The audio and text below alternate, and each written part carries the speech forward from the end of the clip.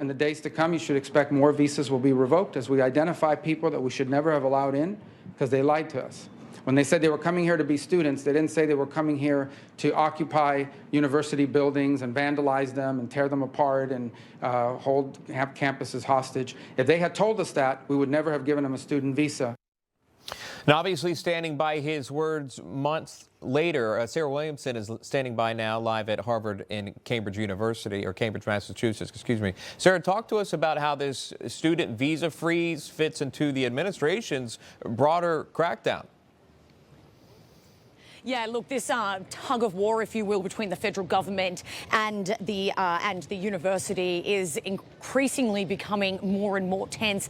Trump has just announced now that they plan on cancelling federal contracts with Harvard University, totaling around $100 million. And it comes, of course, just a day after President Trump announced that he's going to be pulling over $3 billion in federal grants as well, accusing the university of being, quote, very anti-Semitic. Now, federal agencies were told in a letter that Harvard continues to engage in race discrimination, including in its admissions process and in other areas of student life, as well as recent events at Harvard involving anti-Semitic action that is suggesting a disturbing lack of concern for the safety and the well-being of Jewish students. Now, federal agencies have been told to identify which contracts can be terminated by June the 6th, but of course critical services won't be cut immediately, but will shift to other vendors.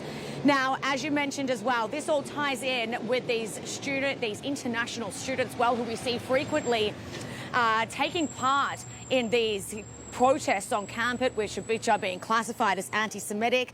U.S. embassies have now been ordered to stop scheduling the interviews for the student visas, saying that they pose a major threat to Harvard's ability to enroll these international students. The university is firing back with that argument and therefore filing 2 lawsuits against both of these actions in court.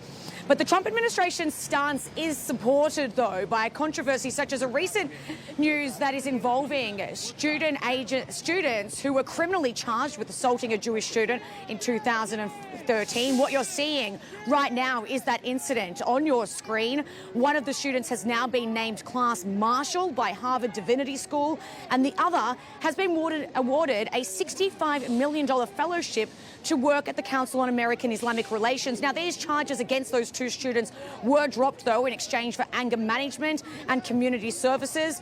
Critics are calling the appointments of these 2 students tone deaf, but supporters are defending the students' right to protest. But Harvard has not commented on the appointment of these 2 students, but consistently comes back with vague statements saying that it is doing everything it can to target anti-Semitism by not addressing any specific incident. Sean?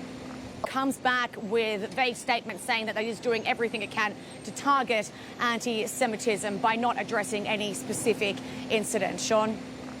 All right, Sarah Williamson joining us live there from Cambridge, Massachusetts, outside of Harvard. Thank you so much. Randy Zelen is here, a former prosecutor and criminal defense attorney, to weigh in on this. So this is only intensified between the